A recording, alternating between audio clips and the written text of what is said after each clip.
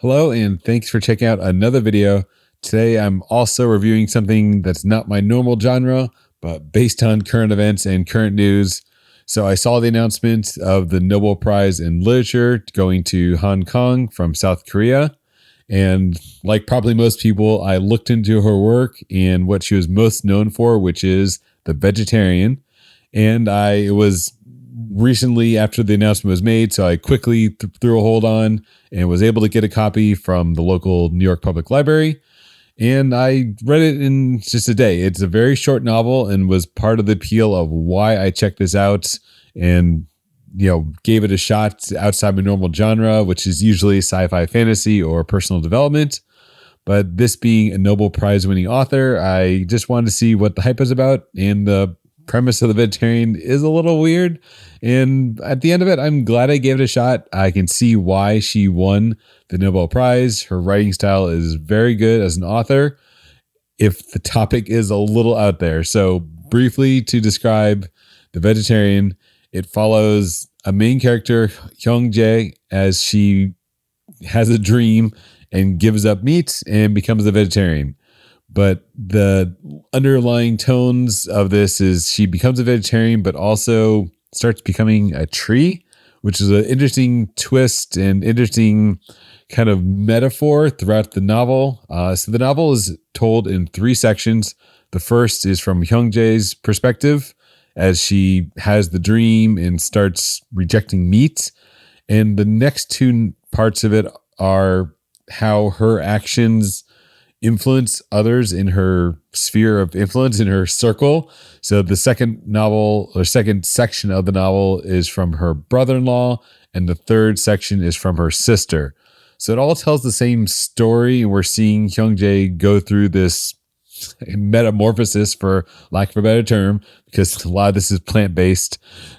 And we see her first change by having this dream, and she starts rejecting meat, and we really as readers don't understand quite what's going on, but we see how the effect of this decision is having on other people, namely her husband and then her family, through a pivotal scene in the novel where she goes to a family dinner and her father, who is a military veteran, forces her forcibly and puts the food in her mouth because they can't comprehend why won't their daughter eat meat, and you need meat for vitality, and she's just wasting away her body. It's getting really thin.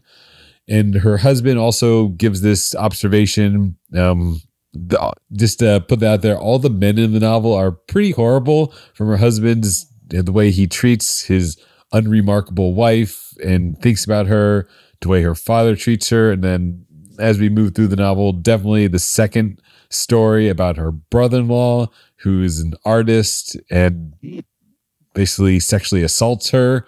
But then the third one, I guess the male perspective, is the doctors who don't want to see her side. So we can see this in, that Nobel Prize winning, why this caused a controversy angle, that is this kind of metaphor of her transformation and her rejection of meat is a rejection of society and societal values. And given the context that this is a South Korean author who is, very stereotypically a patriarchal society, though that, of course, that is slowly changing through novels and, other pieces like The Vegetarian, which is about women who are strong-willed, even though they are weak in body, through the actions of men and how they're controlled by the men in their lives. So looking at it from that angle gives it an interesting perspective. To say nothing about the haunting imagery and the world that Han Kang creates in this novel, it is pretty disturbing most times, the way she describes what's happening to Hyung Jae in her own internal struggles, dealing with this vegetarianism that's overtaken her, to the way the other characters think about her and think about their own actions. So there's just so much going on, and it's a short novel. It was only 5 hours for the audiobook, so perfect to just breeze through in a weekend. I read it in one day. It was disturbing, but looking at it through kind of that Nobel Prize lens of there's got to be a deeper meaning. This isn't just, straight up a fiction story or a sci-fi story, which I love. That's mostly what I talk about on this channel. But there is a message, and whether it's maybe body acceptance, because a lot of the descriptions in this novel are about the changes that are happening to her body.